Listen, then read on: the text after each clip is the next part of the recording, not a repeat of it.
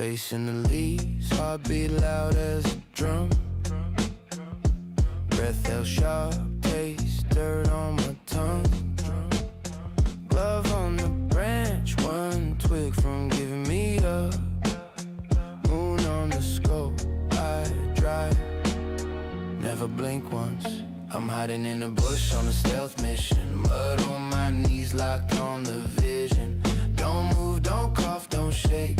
One wrong rustle and the whole thing breaks. I'm hiding in the bush on a stealth mission. Sweat on my neck, mind on precision. Stay low, stay still, stay gray. Till the night lets me slip away. Radio off, just code names in my head. Footsteps close, count shadows instead. Bugs on my arm, can't swat, can't flinch. Safety on fire, finger frozen in inch. I'm hiding in a bush on a stealth mission. Mud on my knees, locked on the vision. Don't move, don't cough, don't shake. One wrong rustle and the whole thing breaks. I'm hiding in a bush on a stealth mission. Sweat on my neck, mind on precision. Stay low, stay still, stay gray. Till the night lets me slip away.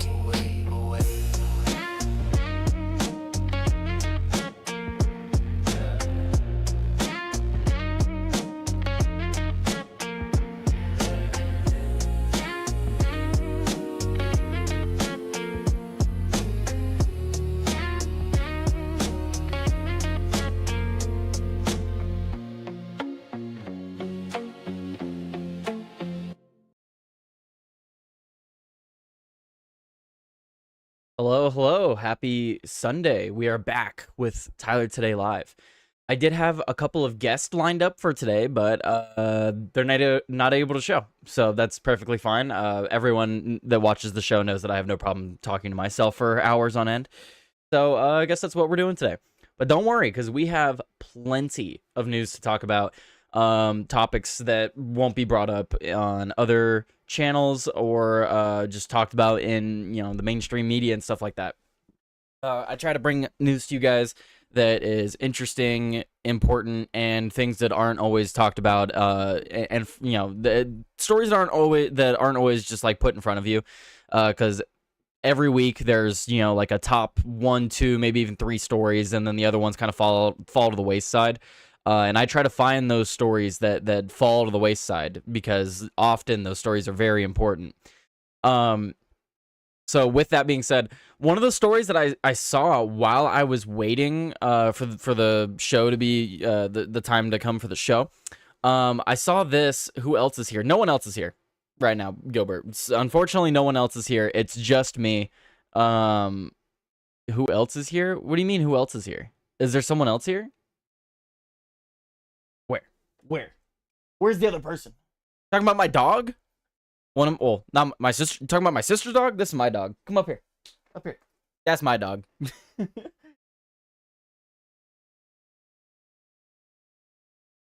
She's adorable. And now she's staring at me because she probably wants me to play with her. But anyway, I meant in chat, you giant goon. Oh, who else is here? Yeah, who else is in chat, guys? Type in chat. What's up? Type in chat. Talk shit to me in chat. The good thing though about us only having me today is I get to use my new background, or my new scene, I should say, my new scene. All right, so we're gonna move over to this room. Yes, and my doggo's barking. Karma, come here. Quit barking. Yeah, I don't want you to bark. She came in with her head down. She already knew. Yeah, you already knew. All right. So I got that new setup a little bit. I moved everything up. And then I added that little bar at the bottom. Added that little like and follow in the corner. Looks a lot better in my opinion. For some reason the chat still isn't popping up. I need to figure out a way to fix that, because the chat should be popping up right below my face. But it's all right. It is what it is. Anyway. So yeah, I saw this story while I was waiting, and we'll just talk about it briefly.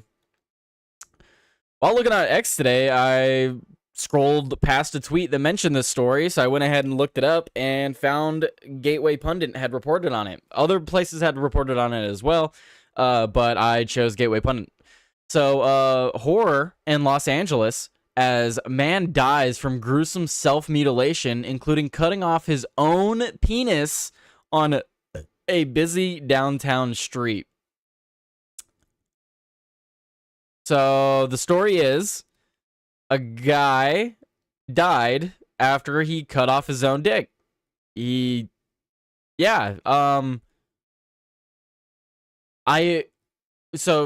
already read the story. They don't know the details yet about why he did this or if he was on drugs or not. Me just assuming, making assumptions, he was probably on drugs. I don't think someone in their right mind would do that to themselves. You know what I mean? Like, even if you were mentally ill and you got like all sorts of craziness going on up here, I think drugs would still have to be involved for you to be like, you know what's a good idea? Just lopping this thing off. Who needs it? Oof. No one needs this thing. Just get this thing out of here. Had to be drugs. What kind of drugs? I don't know. But I would assume, I would put my money on drugs were involved in some way. A man died early Saturday morning after cutting off his own penis, attempting to cut off his own arm as well, and slitting his own throat on a downtown Los Angeles street. Jesus, dude. The incident occurred around 3:40 a.m. at Figueroa Street and Pico Boulevard near the LA Convention Center. LAPD officers responded to reports of a man cutting himself and found him in the middle of self-mutilation. They found somebody suffering from self-mutilation. The individual was cutting himself and bleeding. The man, whose identity has not been made public, was pronounced dead at the scene from blood loss. Eyewitness accounts and freelance journalist from On Scene TV described a nightmarish scene. Shocking horror in downtown LA. Man dies after savagely cutting off his own penis and bloody self-mutilation spree. Dude, that's just insane. Like, 3:40 in the morning. I would assume this guy is on some sort of drugs, maybe intoxicated. Like, what the fuck, dude? The man had repeatedly stripped off his clothing while staggering toward a nearby 7-Eleven before collapsing in a pool of his own blood. Bloody clothing was scattered across the sidewalk, and authorities quickly put a white tent over the body to shield it from the public. But graphic footage from the scene revealed extensive blood stains and a large wound in the groin area. No motive has yet been reported, and toxicology results are still pending. The incident is a tragic example of dire consequences of California's soft-on-crime policies under Governor Gavin Newsom and LA Mayor Karen Bass, who have allowed mental illness and addiction to spiral out of control. So, to hit on that point there at the end, yes, I absolutely hold our government responsible for this. Our government is responsible for the homeless population. They are responsible for the mentally ill in our society. And especially you look at California, guys, California is fucked. Like, if you thought it wasn't fucked before, it's fucked now after this Iran war.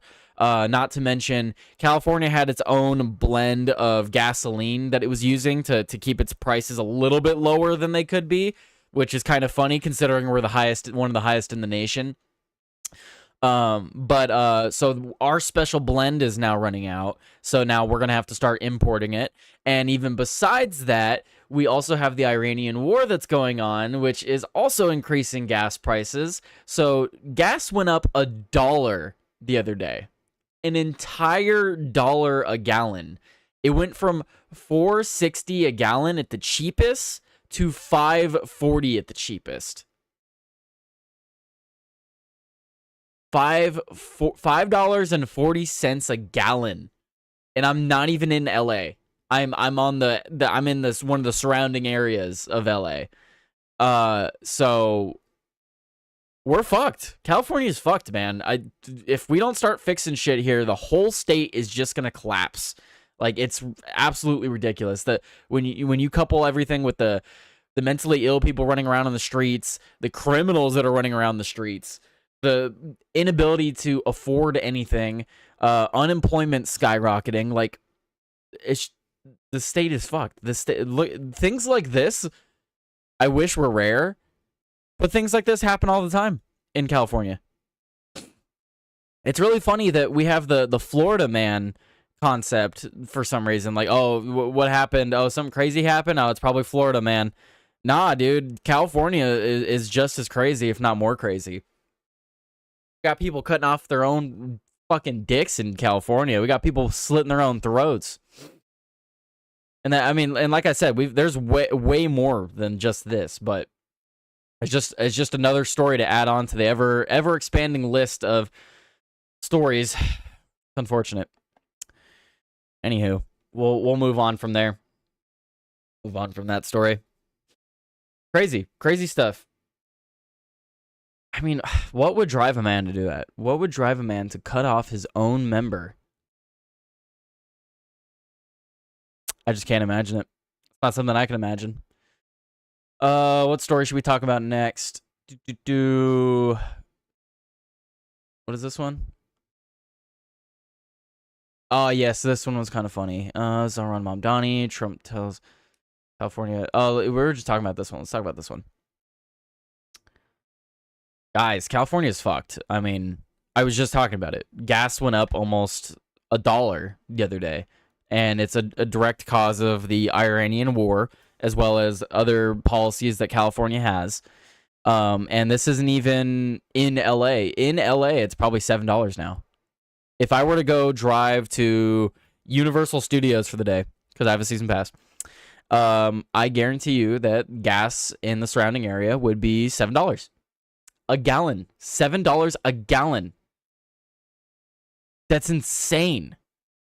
You need, dude, we're not far off from $10 a gallon.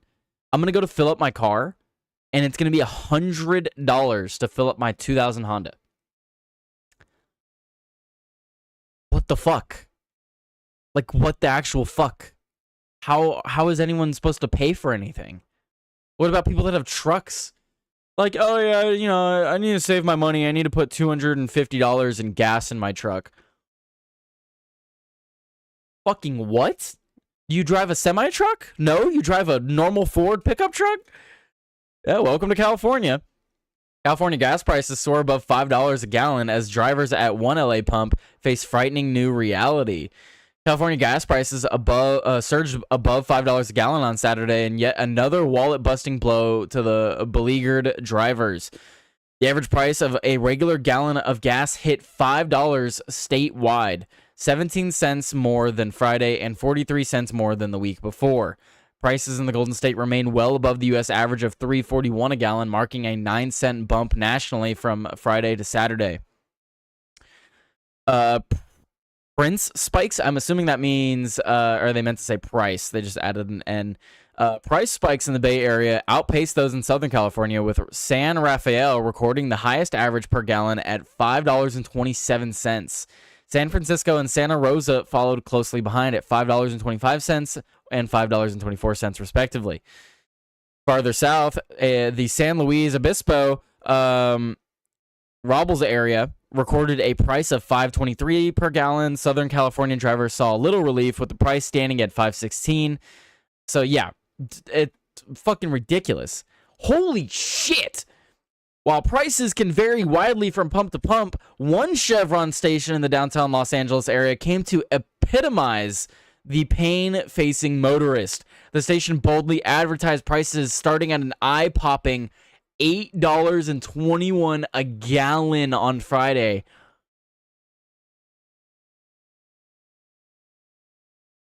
I'm sorry, what? $8.21 a gallon to start. Guys, if it keeps going the way it's going, I'm gonna have to sell my car.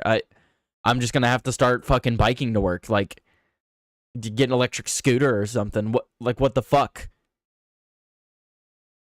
What the actual fuck?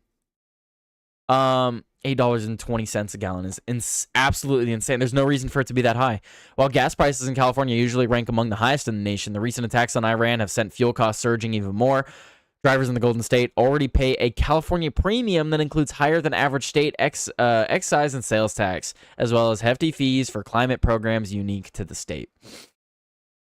Yeah, California has a lot of different laws that increase gas prices And it's exactly what it outlined there. It's because of climate programs and the sales tax and stuff that we have. It's ridiculous. We already make it more than it should be, and now it's going up even further. The state also requires a special and more costly fuel blend designed to prevent smog, which only California's refineries in specific Asian countries can produce. So that's what I was talking about before. We have our own special blend, and we're running out. We're running out of the special blend. Yo, they got those Ching Chong scooters on Amazon for like a few hundo. Yo, I might have to get one of those, Gilbert. I might legitimately have to go get one of those freaking scooters if gas keeps going up the way it is. I'm not going to be able to afford driving. That's ridiculous. And we talk about this all the time on the show. It's something that Nora points out on Joey's show all the time. How is it that we are one of the world's largest oil deposits, and yet we have no oil refineries going on? Like we're not pulling this oil out of the soil? Why? Why are we not pulling this oil out? I don't understand. Why are we relying on these other countries to sell us the oil when we can be pulling it from our own ground, have all these jobs, and then outsource it to other countries and sell it to them? Why are we buying it? We should be selling it. We should be at a point where we are manufacturing and pulling oil out of the ground and selling it to other countries, and then we have a surplus here. It could be that way. We could have the nice things. We could have all the things we want. But for some reason, the people in charge just decide to not do that. They do things another way, like going and bombing another country for some reason. Some lawmakers believe the combination of Gavin Newsom's green agenda combined with instability in global oil markets could make the price of seen in downtown LA a reality statewide. Please no. Situation risk potentially returning drivers to the desperate fuel rationing not seen since the 1970s. It's not scaremongering at all. Southern California State Senator Suzette Valladares told the Post of a report that found gas prices could reach $8 a gallon by the end of 2026. Yeah, I'm gonna have to start finding alternatives to get to work.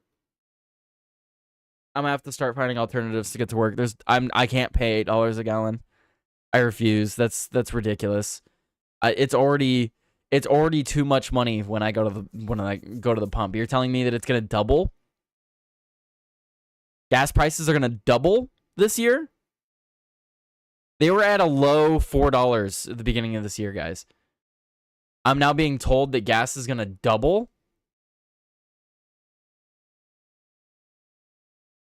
Yeah. I'm just full of rage. I am just full of rage. Yeah, we could drop the state tax and lower the price. They could also drop the summer formulation requirement and drop the price. There's a lot of things that they could do. There's a lot of things that the state, local government can do. There's a lot of things the federal government can do. A lot of things a lot of people can do, but all the people that are in those positions to do the things aren't doing it. And I don't know what to do. I don't know what to do with that. We got to use up all their oil, so we're the only ones with oil. See, I have thought about that before. Gilbert. One of the only reasons that I would be fine with us continuing to import things from other countries is if that is the argument. If the argument is we're not tapping into our natural resources yet because we want to drain the rest of the world of their resources before we tap into our resources, that makes sense. That actually does make a lot of sense. But that's not the argument that's being pushed. Maybe they don't want to give the other countries any ideas. Like, wait a minute, we could run out of this stuff, and then we have to buy from you guys in the future. But it doesn't really matter because eventually it all runs out, right? Eventually it all run out. But that's why we need to help Elon Musk and travel to other planets, because then we can get resources from those other planets.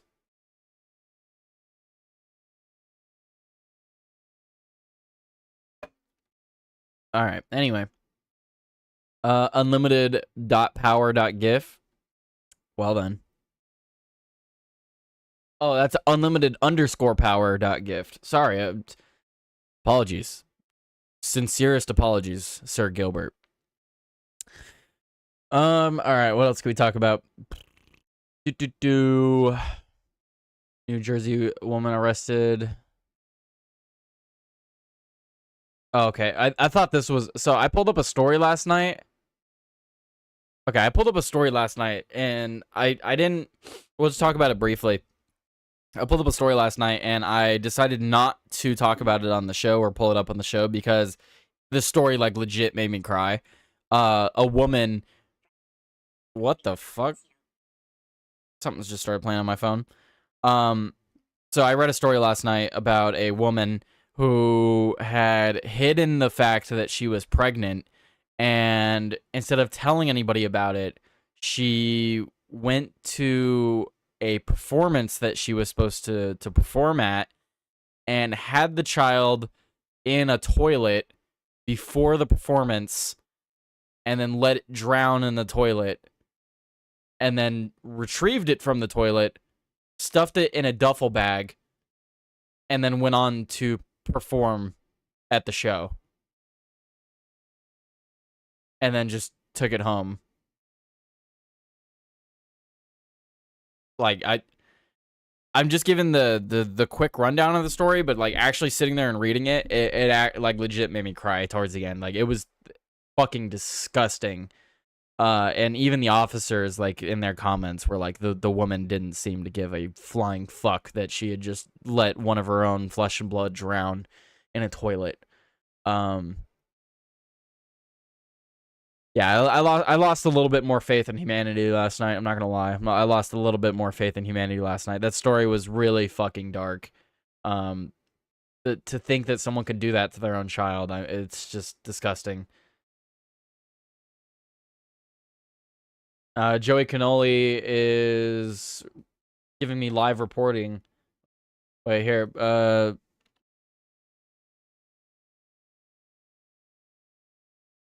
I'm gonna tell him to start doing interviews.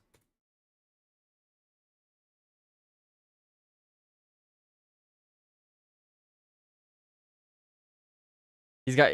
I hope he's wearing. He needs to get the clip it, post it, grift it. He needs that, and then he needs to walk around and ask people questions and interview them.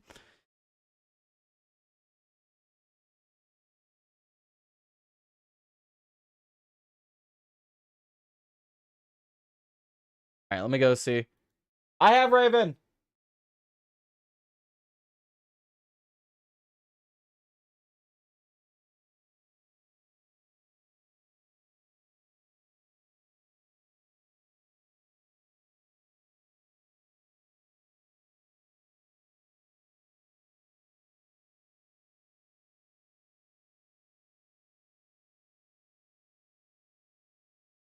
All right, I am back.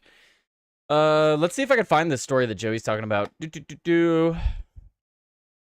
Bomb threat in New York.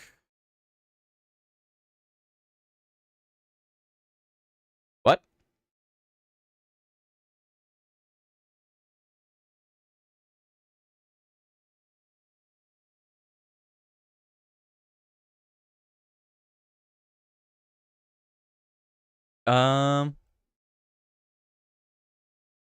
Oh, is this separate? Is this a separate story?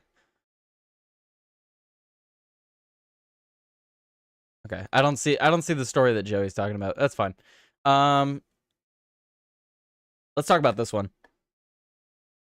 Because this is another one of those stories like, well, actually, I don't know. This isn't really a political story. I'm not really feeling the news today, guys. I'm not gonna lie.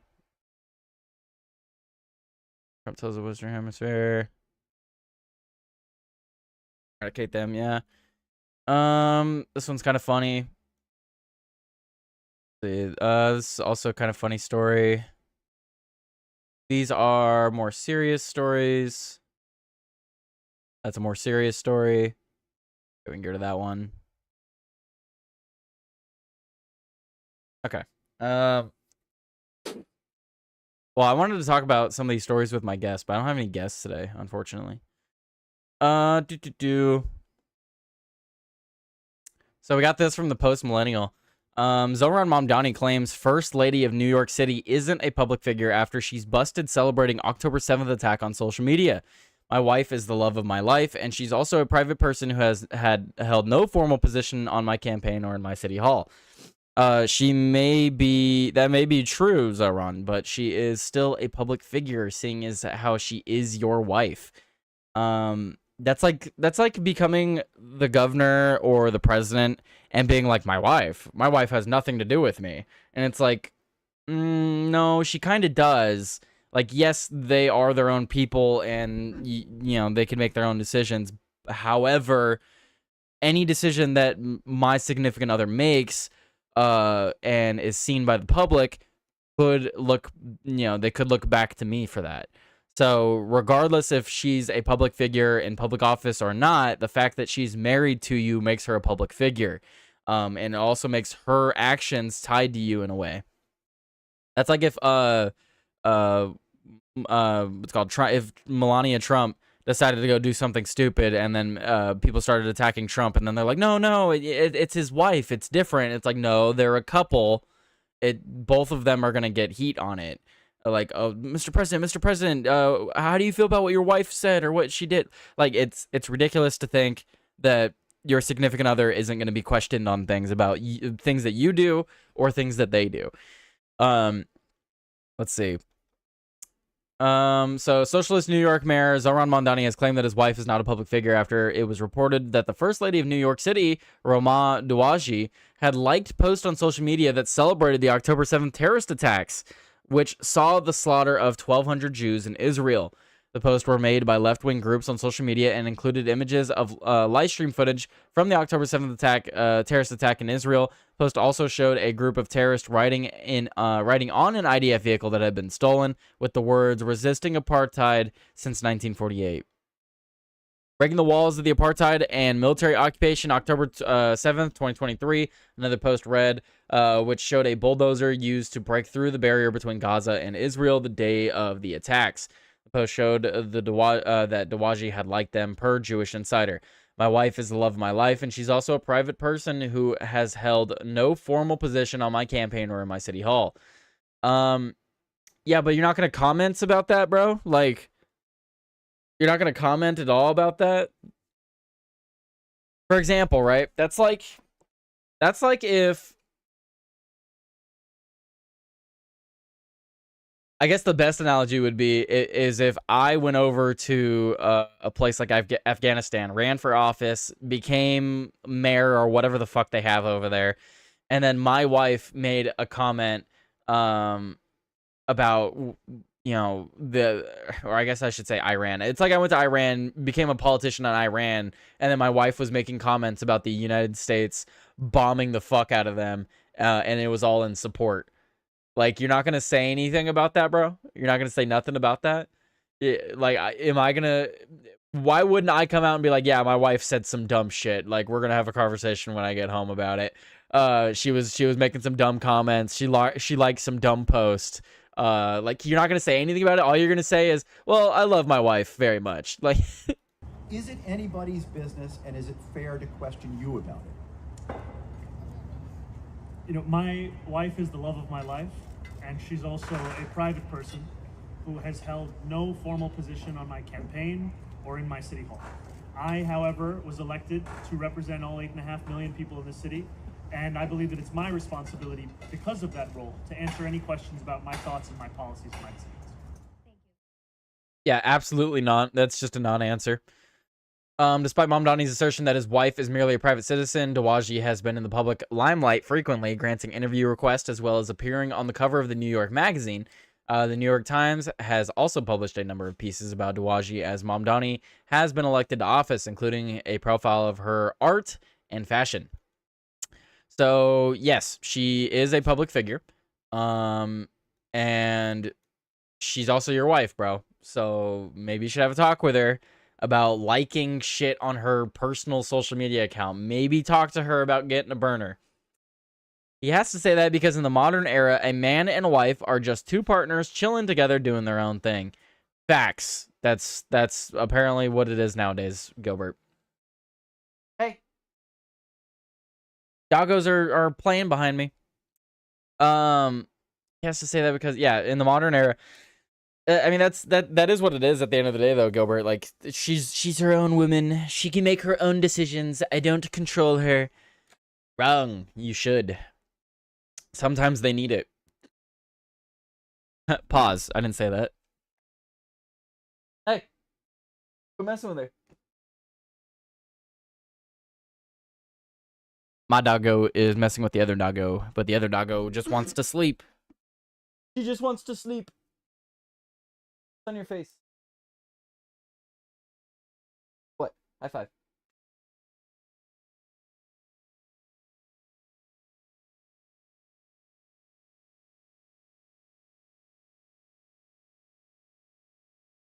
What other stories we got?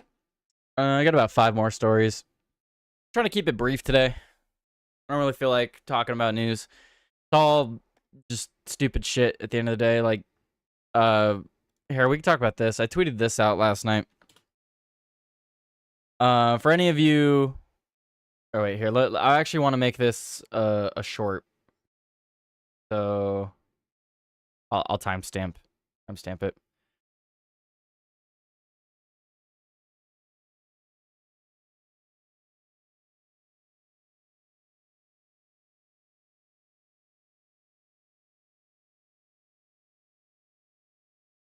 I tweeted something. Where is it? There it is. Why is it in my replies and not post? Anyway. Don't ask me. I don't fucking know. Alright, Alright, I want to make a clip of this. So we'll just put it at 32 minutes.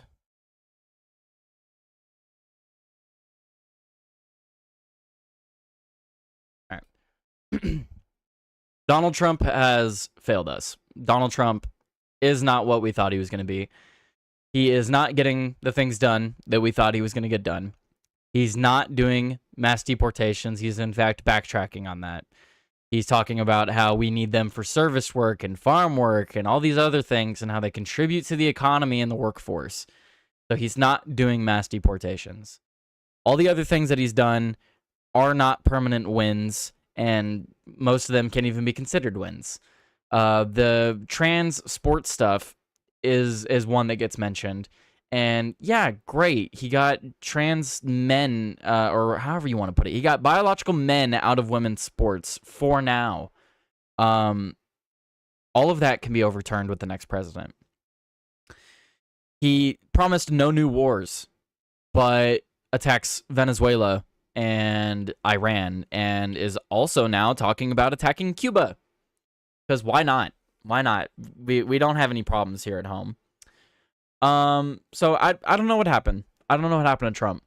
Do I think Kamala would have been better? No, I don't think Kamala would have been better, but Trump certainly isn't good. I would say that at this point, I have crossed the threshold of Donald Trump. He's not a good president. He's not doing good. He's not doing what he said he was going to do.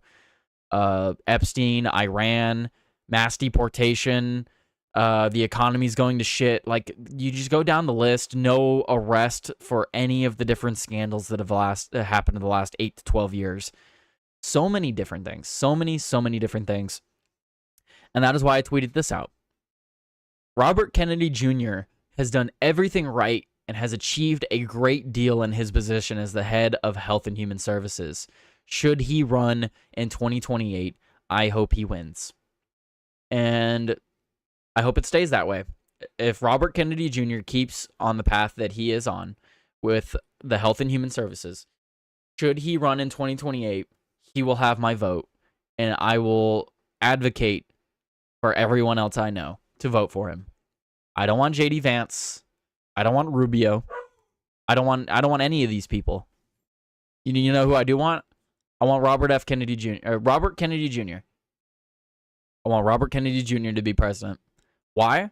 Because he's actually doing the things that people wanted him to do. He's going back through the vaccine scheduling. He's going through all the different health-related issues we have. He exposed that scandal with organ harvesting. There's so many different things that he's going through. He flipped the food pyramid. He's fixing the food pyramid, guys.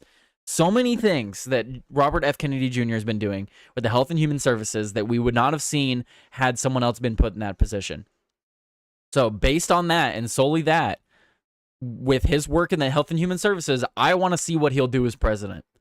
I think Robert Kennedy Jr. would be an excellent president. Many people forget they murdered his uncle and father. They assassinated his uncle and father. Robert Kennedy Jr. might be the guy to get in there and actually drain the swamp like Trump said he would. Robert Kennedy Jr. might actually be the guy because he has lost a lot more than Trump has.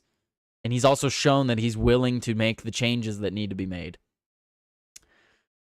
So yeah, with that said, Robert Kennedy Jr., I hope you run for 2028 and I hope you win. Let's see. Let's go to the story that I was going to pull up. Talk about this one real quick. So we got this story from the New York Post. Oh, sorry, the California Post. New video shows San Francisco's mayor's security guard launching full-on attack before he was body slammed as mayor watched it all unfold. New video footage of a violent street fight can I just not speak?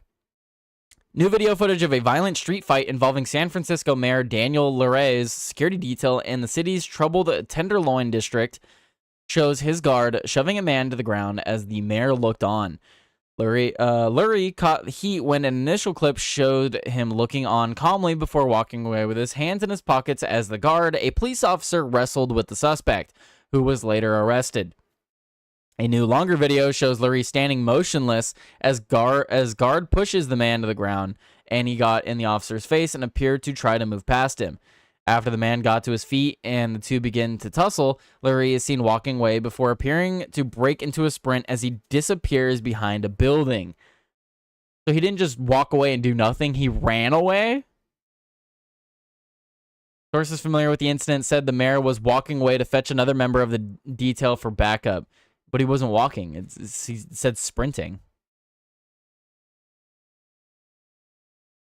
I don't think there's any audio. Not that we really need it. Is there another clip? No.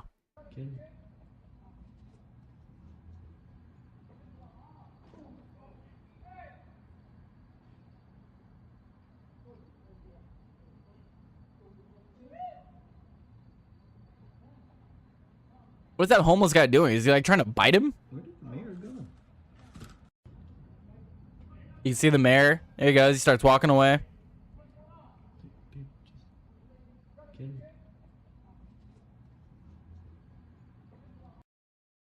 Yeah, that's the man you're supposed to protect right there. What kind of fucking music is that? So this is the longer video. So the mayor is talking with these two homeless dudes. He shoves him. So wait, hang on. Whoa. Wait. Go back. Why did he shove him? Why did he shove him? He walks up on him. I don't know if that shove was warranted. He did get up in his personal space, but this is California, man. You can't just shove people because they're in your personal space. So then he starts fighting with him. I don't know. I'm kind of on the side of the homeless guy. Why'd they stop and talk to the homeless people? Now he's getting into it. The mayor starts walking away. Oh, and now he's sprinting.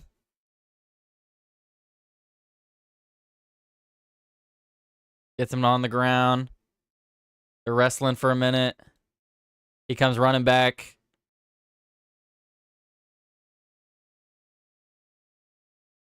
That other homeless guy like joined in for a second. I guess it is his homie getting double teamed now.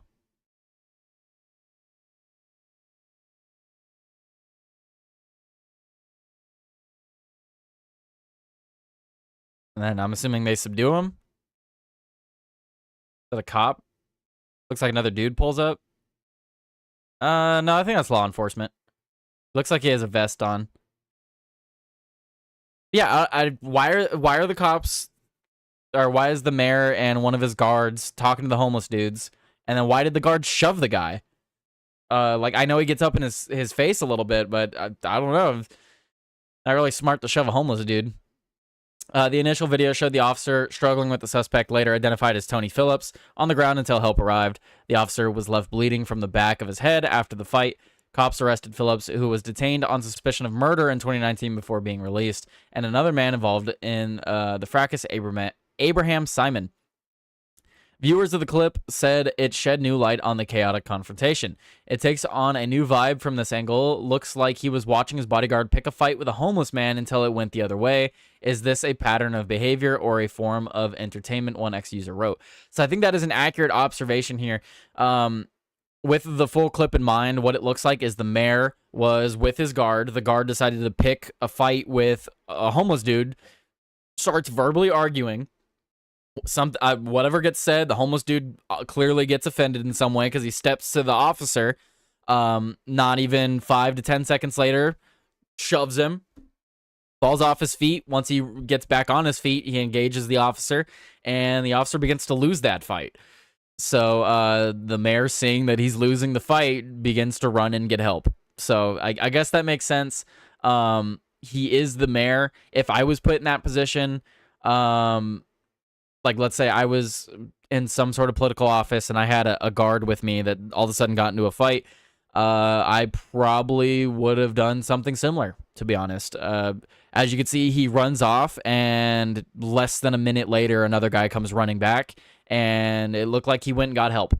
So from the initial clip that I saw, the short clip where it's like, oh, he just walks away nonchalantly, that one I was like, all right, wow, coward. But seeing the full clip, it makes a little bit more sense. I don't think the guy's as cowardly now. I do question his guard, though. Why was his guard talking to them, and then why did he shove that guy once he approached him a little further? Because he could have taken a step back, and then given the guy another chance. You know, because the guy wasn't swinging, he didn't physically touch him yet. He just stepped to him. Lots of notes to be had there. Holy shit, this video tells a completely different story. Others blame the security guard for escalating the situation. Yeah, honestly, that's kind of where I'm at. The security guard seems to have escalated it. The mayor did the right thing and got backup. I want to know why security escalated the situation with a hard shove. I see security being the aggressor. Yeah, I do agree. That's ultimately where I come down on. The wild melee broke out on Thursday after Luray asked people crowding the street to move, according to Mission Local. Yeah, but when you're dealing with homeless people, it can't be the mayor and one officer. It's got to be like 2 or 3 officers that go and talk to them. Like, you can't. The mayor should not be involved in that discussion. You're the mayor, dude. Anyway, so yeah, seeing the full clip definitely shines more light on that. Interesting stuff. The security guard definitely seems like the aggressor, though, in my opinion. So yeah, don't go shoving people, even if they're homeless. Don't go shoving people. That's what we learned today. Don't shove people. Anyway, let's move on to another story. Let's see. What do I want to talk about? So all of these stories kind of coincide together. So we'll do these last, I suppose. So if we are doing these last, I guess that means that we're doing this story next. All right. We have this from the California Post. Drug dens disguised as storefronts hit in most significant LA gang bust in years. Dangerous drug dens disguised as sleepy storefronts no longer plague the surrounding area of Los Angeles' MacArthur Park after a series of gang-busting raids. The Post had a front row seat for Operation Dead Horse, designed to take down the 18th Street gang, as officers from LAPD and FBI took some of the most dangerous criminals off the street, splitting their operations open from the inside out.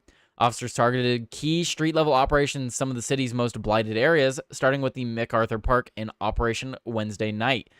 So, yeah, these are all over California. These little stores are all over California. From my hometown all the way past LA, these shops are everywhere I go. They're all over California. And what they are is smoke shops where they sell, cigars, vitamin supplements, drinks, snacks, and just about every drug you can think of. Literally. California has a ban on multiple different things, certain kind of marijuana products, certain kind of tobacco products. Well, these shops still sell all of them. They still sell all of them. They never ID. I've never been ID'd once going into these shops. And yes, I have purchased from these shops because they sell marijuana, and I do partake in the devil's lettuce from time to time. And yeah, these storefronts are all over the place, and you can get all sorts of drugs from these stores. They're all over. I mean, I can't even go like a block or two without seeing one. They're literally all over the place. They're as common as like a McDonald's. Like, that's how common they are in California right now. So cool. You guys got the ones in MacArthur Park. Congratulations. When are we going to expand that to the rest of the state? Right? When are we going to get the rest of the state be like, hey guys, no more selling illegal drugs from your fake storefronts?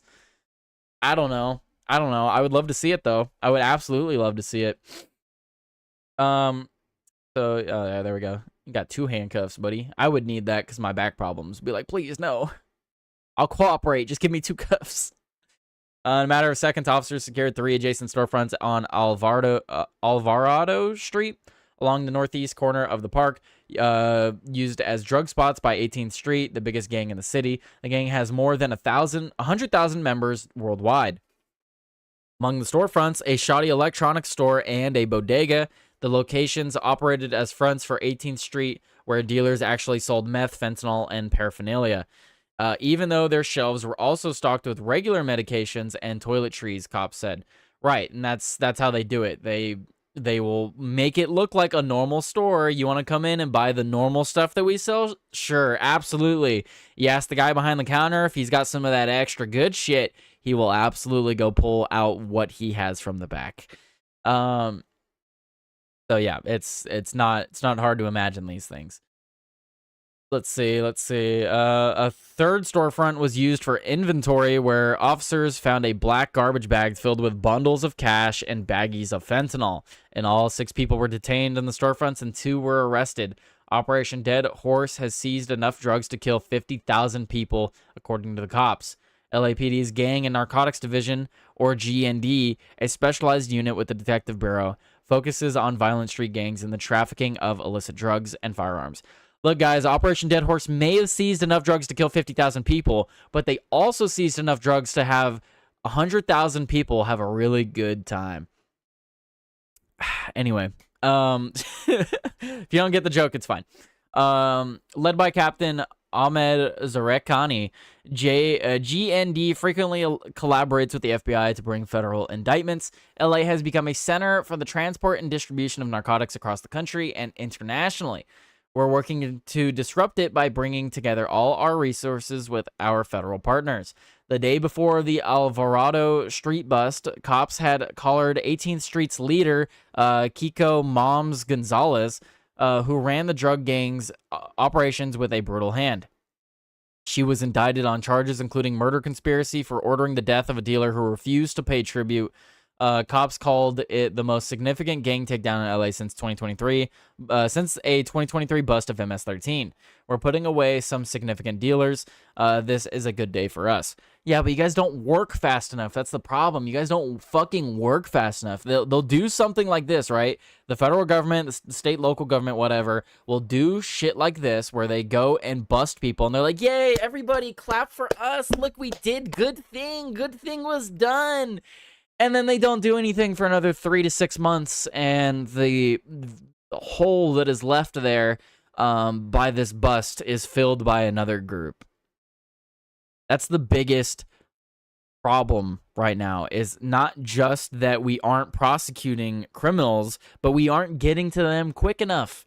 They have big operations like this, and they're like, yay, pat yourself on the back, and then don't do another big operation like this for another 3 to 6 months.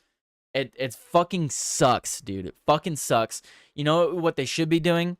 They should have an operation like this planned out once a week. Once a week, they just launch a massive fucking bust where they go and arrest a bunch of people and shut down storefronts. That they could be doing it. They could, but they don't. Why? I don't fucking know. Who fucking knows anymore? I don't know. I don't know what's going on. Do you know what's going on? I don't fucking know what's going on. No one knows what's going on. The whole world's collapsing. Everything fucking sucks. And yeah, drugs are just gonna fill the streets even more. And it's not me blackpilling. And Alex Jones talked about this too. Stop saying people are fucking blackpilling. It's not nice to have a white pill shoved up your ass every day just because you want to feel good. The world sucks. Sometimes the world sucks. And you should know about it. You should be aware of how much it fucking sucks. You should be aware of how they're trying to screw you over and how they're trying to dick you over. You shouldn't. I don't want to sit here and blow smoke up your ass about how the world's gonna be great and everything's fine and how everything's gonna just be fucking swell at the end of the day. Because that's not true. That's not true. And I don't want to lie to you. And it's not blackpilling. Stop saying that people are blackpilling because that's not what it is. It's telling you the score of the game. Is it a black pill when I tell someone who's watching football that their team is losing? No, it's called a fucking reality check. And a lot of people need one. A lot of people need a goddamn reality check. And what's the reality right now? The reality is that no one's coming to save you. You only have yourself to rely on. And the government doesn't give a flying fuck about you as they continue to steal from the coffers and steal from the rest of us. They will let the country collapse. They will. And we're on that trajectory. Keep making jokes about how, we are in the same position that Rome was in. And it's true. Look at the wars that we're starting, guys. Starting wars in the way that we're doing right now is not a sign of a strong country. It's a sign of a country in decline that is still that is still grasping for anything to hold on to so that we can hold the position that we still want to be in. America's days as number one are numbered, and it's because of the people in power, and it's because of the leaders that we have elected that don't do fucking anything and continue to let this country be stolen from as everything else slips away from us. Among the storefronts, a shoddy electronics store and a bodega. I already fucking read all this, didn't I? Yeah, I already read all of it. It's incredibly frustrating. It's incredibly frustrating. Trump was supposed to be different. Trump was supposed to be different, and he's not. He's just another fucking politician that got swept up by the deep state and is happy to go fight wars for other countries. It's just ridiculous.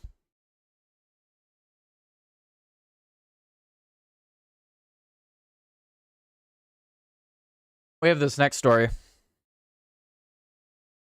We have this next story from the Associated Press. Why is it that other countries hate us? Genuine question. Why is it that other countries hate us? Because of our freedom? Because of our ability to say what we want? Is it the fact that we can own firearms and defend ourselves? Is it our religion? Is it that we're majority Christian? Or is it because we do shit like this? In one of the first strikes that we launched against Iran, I waited to cover this because I wanted to make sure that it was confirmed. In one of the first strikes that we launched against Iran, we hit an elementary school while school was in session. The United States murdered nearly 180 children, all under the age of 8. And you want me to wonder why they hate us? You want me to wonder why they seek our destruction? There's 180 families that have lost their children. And that's directly because of us. Because of a war that did not need to start. And the argument that, oh, Israel would have attacked and the casualties would have been worse. Okay. All right. I'd rather that, honestly. You know why? Because if Israel decided to attack without us being involved, then it would have fallen on them for whatever happened after. But no. We did it. We did this. Evidence suggests that the deadly blast at an Iranian school was likely a U.S. airstrike. Instead of letting Israel take the fall for this senseless and needless war, we have decided to step in and take the blame. Why? How is this America first? What about this is America first? The argument that, oh, we're getting rid of Iran gets rid of all these different terrorist proxies. Maybe temporarily. These people don't just go away though. And what about all the new radicals that'll have been created by this? Do you know what you get when you wipe out the leadership of a country? You don't get easier going people. You don't get people that are more centered in middle ground. You get people that are even further down the political ideology. The lower you go down the totem pole, the deeper the ideology gets. So I don't know what the goal is here. The goal might be put boots on the ground. There's a lot of conversation about that. A lot of conversation about boots on the ground in Iran. For what? For what? So we can go murder more of their children? So that we can guarantee the next 3 to 4 generations hate us too? Why? Why are we doing this? Satellite images, expert analysis, a U.S. official, and public information released by the U.S. and Israeli military suggest an explosion that killed scores of Iranian students at a school was likely caused by U.S. airstrikes that also hit an adjacent compound associated with the regime's Revolutionary Guard. The February 28th strike, which had the highest reported civilian death toll since the war began, has come under staunch criticism from the United Nations and human rights monitors.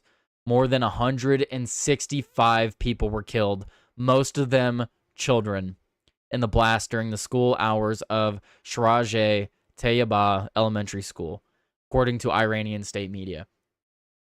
Satellite images taken Wednesday and reviewed by the Associated Press show most of the school in the city of Manab, some 1,100 kilometers southeast of Tehran, reduced to rubble. A crescent-shaped punched into its roof.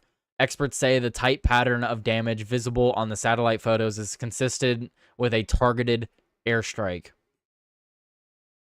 Iran has blamed Israel and the United States for the blast. Neither country has accepted responsibility. When asked about the strike at the school at a Pentagon media briefing Wednesday, Defense Secretary Pete Hegseth said, "All I can say is that we're investigating that. We, of course, never target civilian targets, but we're taking a look and investigating that." I mean, I again have to say, why do they hate us? Why do they want us destroyed? Because of shit like this, dude. Shit like this is exactly why all these fucking Middle Eastern countries hate our guts.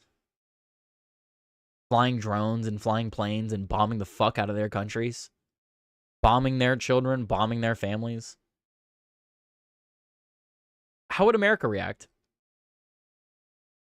How would America react if China came in, started bombing all of our government buildings, killed our president, and killed the heads of multiple government organizations? And not just killed Trump, but killed the lines of secession after Trump. What would the United States do?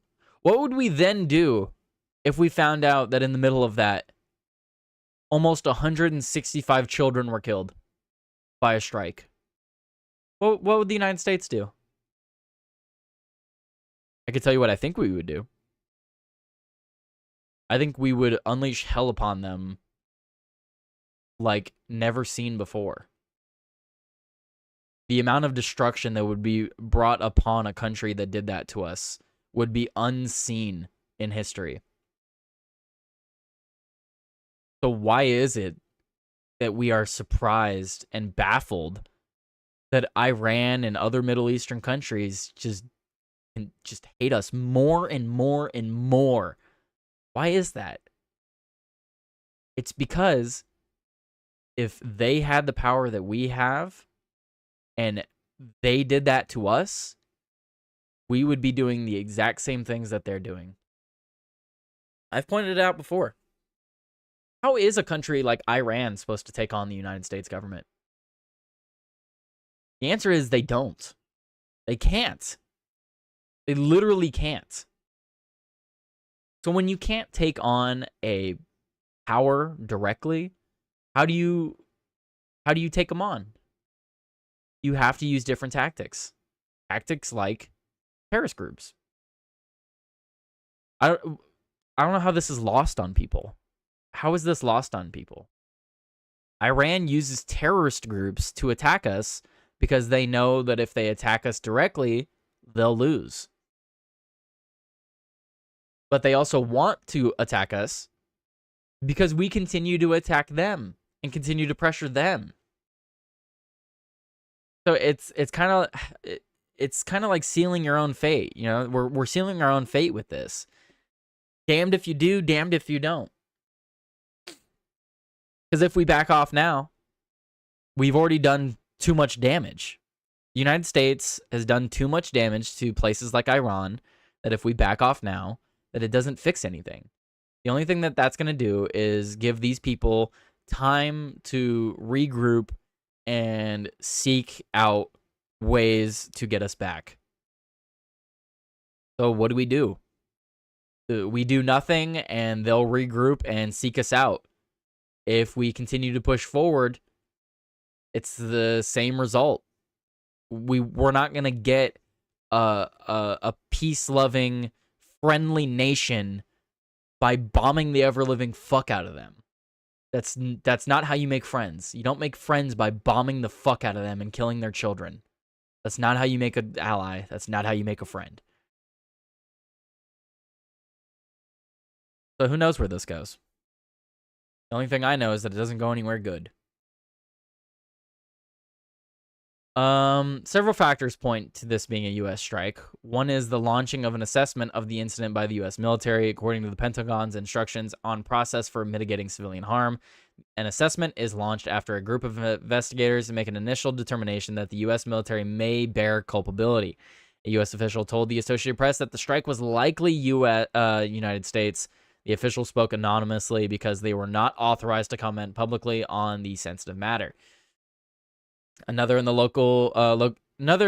the location of the school, next to the Revolutionary Guard base in Hormozgan province, however you say that. I'm not Iranian. I don't speak Iranian. And close to barracks for its naval brigade. The U.S. military has focused on naval targets and acknowledged strikes in the province, including one in the vicinity of the school. Israel, which has denied conducting the strike, has focused on areas of Iran closer to Israel and hasn't reported any strikes south of Isfahan. The U.S. is operating warships in the Arabian Sea, including the USS Abraham Lincoln aircraft carrier within range of the school. When asked by the Associated Press about its findings, U.S. Military Central Command spokesperson Captain Tim Hawkins said it would be inappropriate to comment given the incident is under investigation. So yeah. We likely did this. They're investigating this. It says that it's a target. It would have been a targeted strike, so perhaps they targeted the building incorrectly. We live in a day and age where you can't say that we didn't miss. The only thing that could have happened here is that someone had the wrong target. There's no way that we missed. You can't say, oh, it was meant to hit the other building and we missed. No, that's not an excuse that's gonna work, especially with the U.S. government. We know how accurate their fucking weapons are. To miss an entire building and hit a school of children, like that was not an accident. You can't just be like, oops, our bad. 165 children are dead. Oops. Let's see. It just goes on talking about how this is probably our strike. It's disgusting. It's absolutely disgusting. None of this needed to happen. None of this conflict needed to happen. And if the strike from Iran was so imminent, why didn't we let it happen? Like, that's another aspect of this I don't understand, right? Is like, you want the American people to be in favor of your regime change and war in Iran? I've got a really easy way of doing that. All you have to do is let Iran attack us. The Republicans don't seem to understand this. If we had just waited for Iran to attack us first, I don't think anyone would have complained about a retaliation. It's because we attacked first that everyone has the problem, that I have a problem. If Iran was going to attack us, the threat was imminent, whatever, let them do it. Fucking bring it. Let's see what they got. Let them have the first swing. Let them have the first swing, because then we'll swing back 10 times harder. But no, we swung first for some reason. Proxy wars. They're all proxy wars at the end of the day. At the end of the day, they're proxy wars. Iran's well, I don't know. Iran's not really a proxy, I guess. Some people might consider them proxies of like China or Russia, but not really. They are their own country. They're just not as advanced as Russia or China. But I don't know. I don't know if I could call this a proxy war, because this is direct U.S. involvement. A proxy war would be more like Ukraine and Russia, because Ukraine is a proxy of the United States at this point. My biggest problem is with all of this is that it's impossible to say what's what, because everyone is acting with an agenda. Yep. Gilbert, the former moth god son, Tyler son. Hello, Shitty Gov. We're just talking about how this war is fucking dog shit and stupid. Associated Press is known garbage on a lot of things and loves to favor not the West. I understand that, Gilbert, but it's not just the Associated Press reporting on this. Many outlets have reported on this. Trump came out and said that he believes it was Iran fucking up an attack that blew up the school. I don't think so, though, Gilbert. I just don't think so.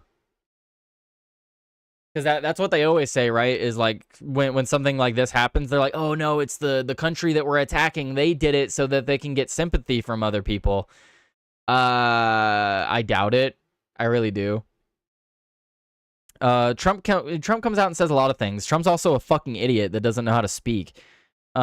He says things all the time off script when he shouldn't, and they're often wrong. So I don't really care. You have to use proxy wars.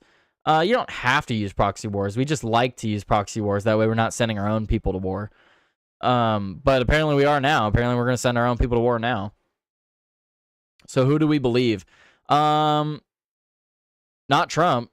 I think Trump is a liar, and he has a lot of people lying to him, so it's kind of hard to believe what he says at this point, because he will lie if it benefits him, and then the people around him are lying to him.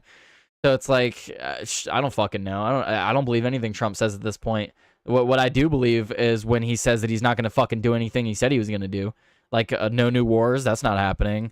Epstein files, not happening. Mass deportation, not happening. Hard to care enough to believe anything anymore. That's kind of where I'm at, Shitty Gov. I'm kind of at the point where it's like, fuck everything, fuck everyone. Everything is bullshit. Everyone fucking sucks. No one has our best interest in mind. No one is coming to save us. Everyone is a scam artist. And they all fucking hate us. That's kind of where I'm at. They just fucking hate us.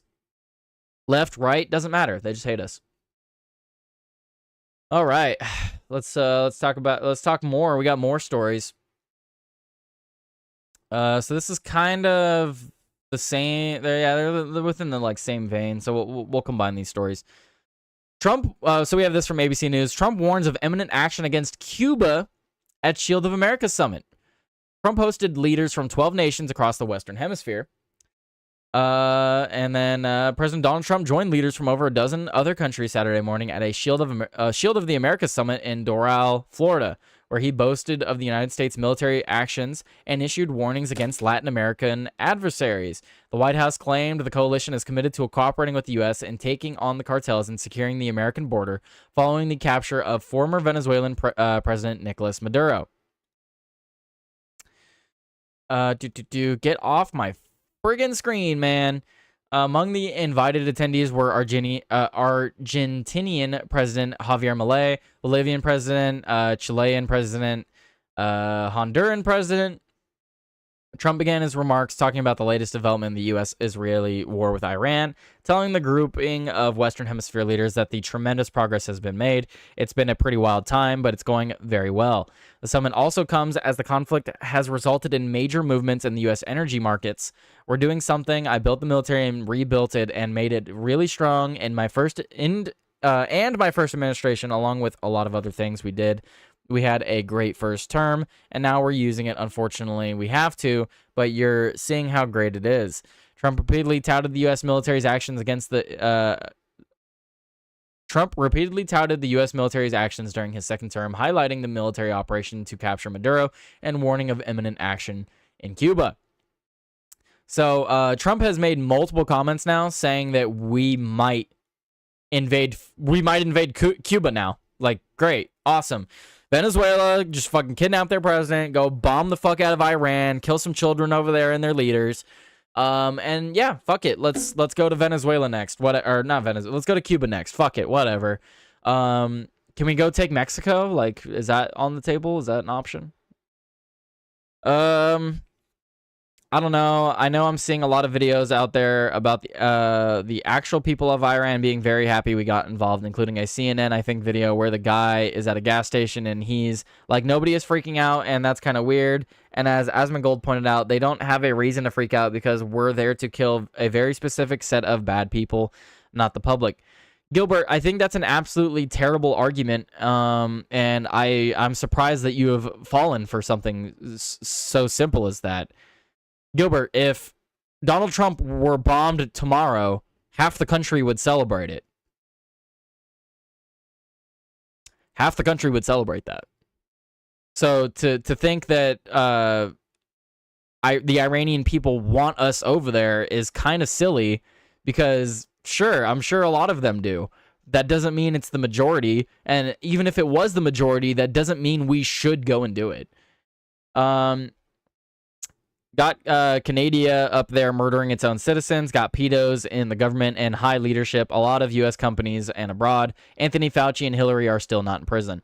Dude, what Anthony Fauci allowed to happen with beagle puppies and the maximum pain experiments with monkeys, that alone should put that man in prison for the rest of his life. I'd prefer all of that happen before we resume bombing brown people. Seriously. I mean, maybe they could compromise with us and arrest some politicians like Ilhan Omar. And for every politician they arrest, we allow them to drop 10 bombs on the Browns. I'd take that deal. I like that deal. You take that deal? I'd take that deal. I'll take that deal. The school and med centers were attached to the school recently, not excuse, but they were newer additions. The schools and med centers were attached to the school recently, not an excuse, but they were newer additions. What do you mean by that, Melted? Med centers. But Tyler, we can't wait for them to build a nuke and use it. If they swing first, then our people die. That's not always true though, and they already died anyway, Gilbert. If they swing first, then our people die. That's not an argument though. We swung first and people still died.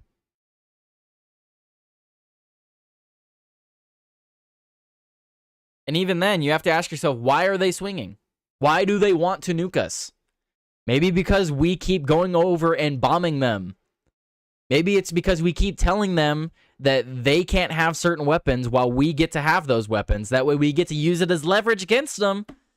Like, does no one understand this? Does everyone just forget this? Like, weapons are a factor when it comes to dealing with other countries, like in terms of trade deals and other things like that. If Iran doesn't have access to certain weapons, then when someone comes and attacks them, they might be put at a disadvantage because we didn't allow them to have that technology. And then even besides that, I've talked about it with I think it was Mad Stork. Nuclear power. We won't let them have nuclear power. Like what if they're not even making nukes? They're trying to make nuclear power. Can't have that. No, you're making nukes. No, it's the same process. It's the same it's a similar process, therefore you can't do it. Like to go to another country and be like, "No, you can't have the big bad weapon, but we're going to keep ours." It's absolutely hypocritical and it's ludicrous. to think that another country would just be like, oh, that country that doesn't like me and wants to take advantage of me doesn't want me having a certain weapon. Oh, sure, let me just get rid of that. Let me just get rid of that weapon. Papa America said not to have it. Sorry, I misspoke. And the school and the med center were added to a military building recently. From what I was reading, Melted, it said it was across the street. So what you're saying is that they were side by side? If they were side by side, I guess I could kind of see like how it could be struck accidentally. But across the street, the buildings are separated. I don't know. I would have to like legitimately see like what it looked like before the strike. Keep Cuba and turn it into golf courses and casino resorts. Maybe. Yeah, if they swing first, then our people die. That's what a lot of people were saying, though, Gilbert, and I don't agree with that argument. Because if they swung first and people did die, then at least we would have an argument to be like, look, they were an imminent threat. We have to go and attack them. We have to go destroy their military. They're attacking us. But because they didn't attack us first and we're going over there, now we look like the aggressors. If we had let them attack first, we would not have looked like the aggressors. We would have had a better narrative to go and invade them. But now we're like, oh, it's because of all the things they've done in the last 40 years. They've been at war with us the whole time. We're just finally coming at them. Like, the talking points are ridiculous. That sounds like the typical don't attack our hospitals, you mean Americans tactic, to be honest. I mean, yeah, it sounds like a similar tactic that they were using in, like, Palestine, for example, where they would build their bunkers and stuff under schools. But, I mean, still, I don't think that changes the fact that we killed children. Does not change the fact that we killed children. Because it is similar, right? But it's not the same thing. Like, Israel can make the argument that they had to bomb a school because there was missile stockpiles under the school, underground, or whatever they want to fucking argue. If they want to bomb a school when the children are not there in order to get a hidden military stockpile, I'm fine with that. But we didn't do that. We bombed them in the middle of the day during school hours. There's no excuse for that, dude. There's literally no excuse for that. Cuban cigars, 18 holes, same roulette, some whiskey, and beachfront hotels. Sounds nice. As we achieve historic transformation in Venezuela, Cuba's at the end of the line. They're very much at the end of the line. They have no money. They have no oil. They have a bad philosophy. They have a bad regime. It's been bad for a long time. He went on to add, but Cuba's in its last moments of its life as it was. It'll have a great new life, but it's in its last moments of life the way it is. So that sounds like Trump saying, yeah, we're preparing an operation in Cuba. Also, people are shocked we bombed a police station. If they had the missiles we had, they would bomb everyone and everything in the USA. Absolutely. And Melted, like I said, if they had the same technology that we have, they would be doing the same thing to us. That's an absolutely fair argument. But they would be doing it to us because we murdered their children. They would actually have a reason to do it. What is our reason for doing it? Trade, oil, they murdered some soldiers that were over there. Like, we are literally murdering their children. I want criminal politicians, past and present, arrested and illegals deported en masse. Why is it so hard? None of that's happening, Shitty Gov. None of that is happening, and none of it's going to happen. Sorry to break it to you, bro. Sorry to break it to you. Donald Trump is not going to do a lick of that. We're not getting mass deportations. We're not getting arrests.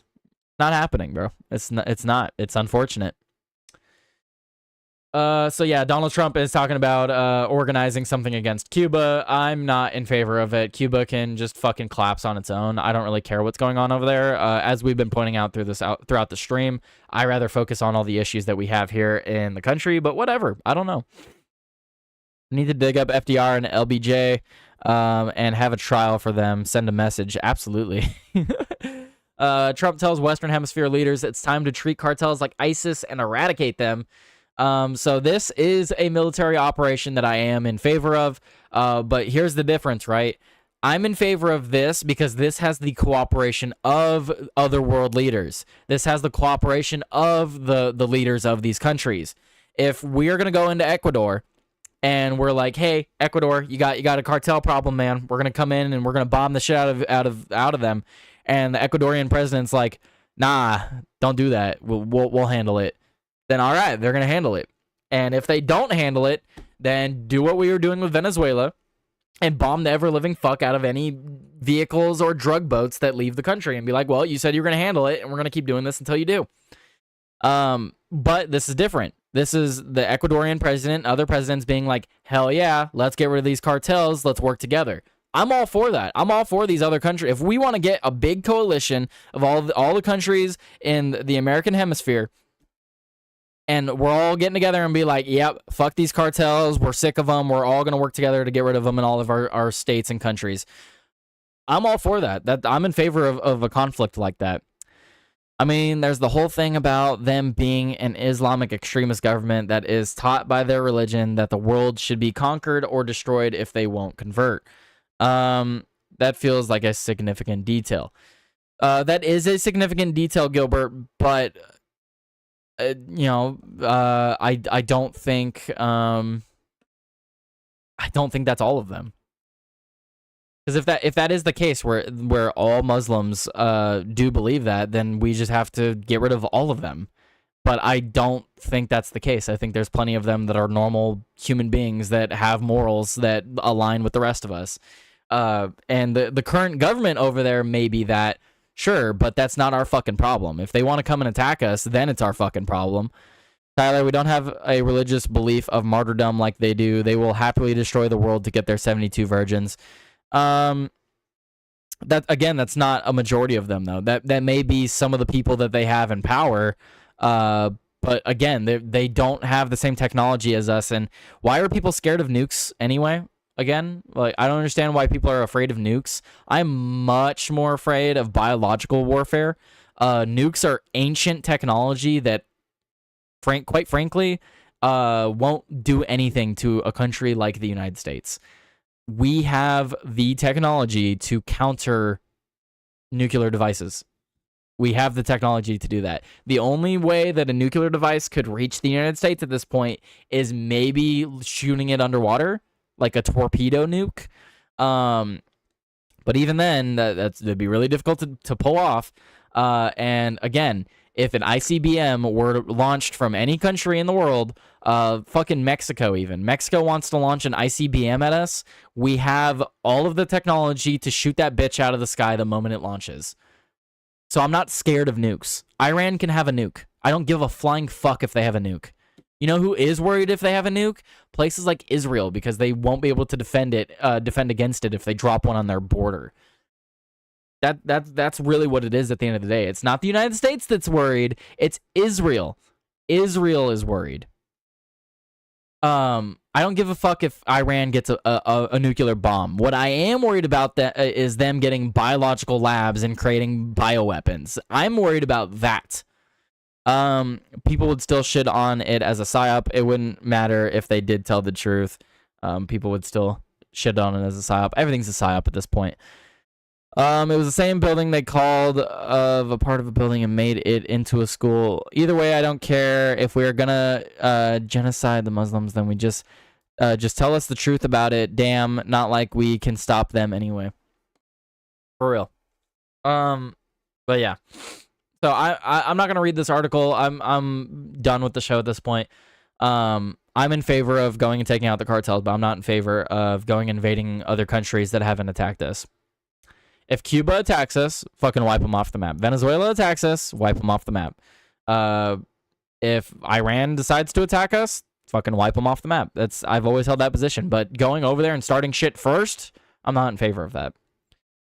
Rubio said that we were going to attack them within a year or so anyway, because their ability to threaten the region was getting to a point where it couldn't be tolerated anymore. Excuse me. Yeah, Rubio also said that Israel dragged us in early. And even then, if that is the case, like, I'm just tired of the government lying to us. I have the hiccups. Anyway, I'm gonna end anyway. Like, share, follow, subscribe, all that good stuff. Jesus Christ, all that good stuff. I have fucking hiccups that won't go away now. Let's see.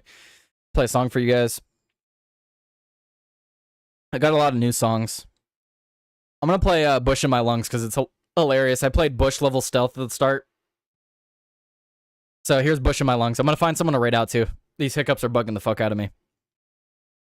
Have a good day, guys. If they had the same tech, we would already be dead, Tyler. No, if they had the same tech as us, we probably wouldn't be fucking with them as much.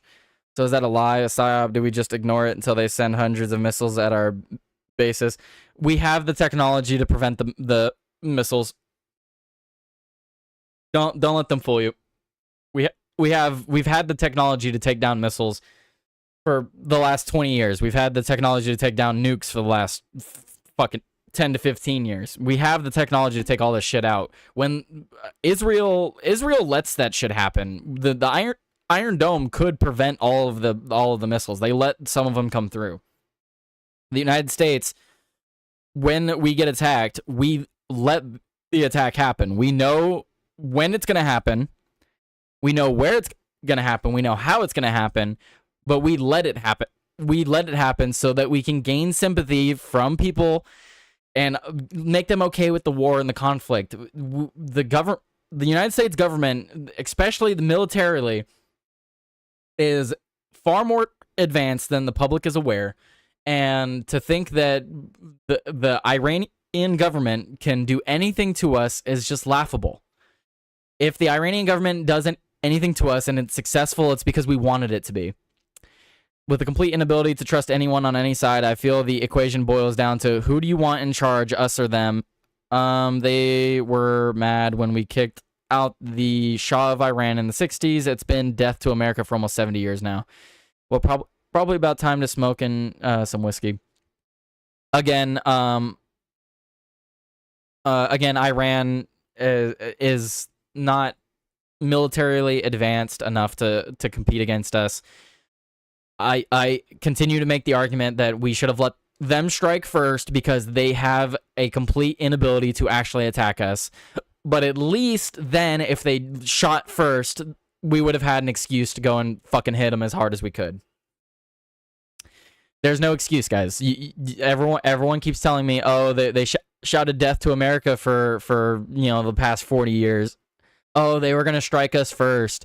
If they were going to strike us first, we would have prevented it. And if we didn't prevent it, it's because we let it happen. Our government and our military is far too advanced to let things like fucking 100-year-old missiles hit us. Like, come on.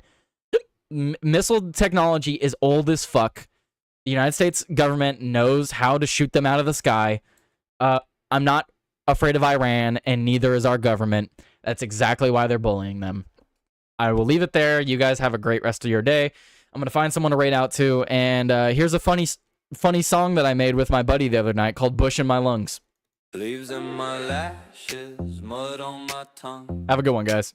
Breath held halfway, bush in my lungs. Boot steps counting 2 beats, then 1. Radio crackle, finger on run. I'm hiding in a bush on a bad idea.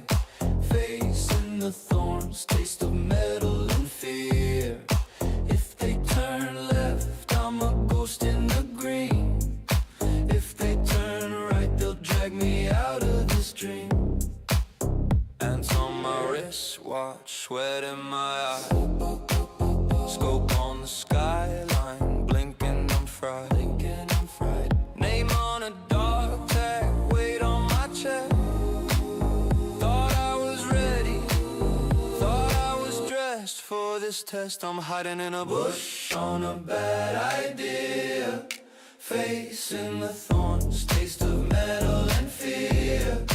If they turn left, I'm a ghost in the green. If they turn right, they'll drag me out of this dream. Every twig is a trigger. Every breath getting bigger.